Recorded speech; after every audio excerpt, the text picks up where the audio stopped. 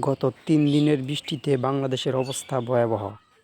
কৃষকদের ফসল পানির নিচে তলিয়ে, এমনকি ফসলের আগা পর্যন্ত দেখা যায় না। প্রচণ্ড বেগে পানি ছুটছে। কৃষকদের জমি থেকে পানি সরানো হচ্ছে সড়ক বা আইল কেটে।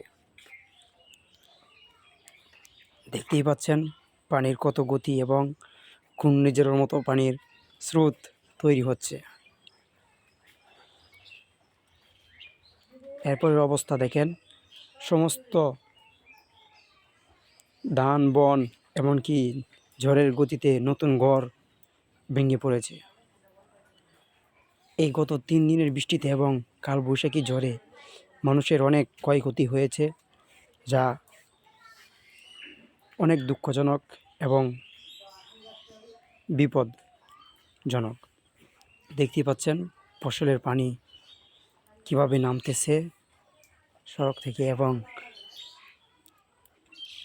সমস্ত ধান পানির নিচে তলিয়ে। কৃষকরা এখন মাথায় হাত দিয়ে বসে আছে, কি করবে তারা বুঝতে পারতেছে না।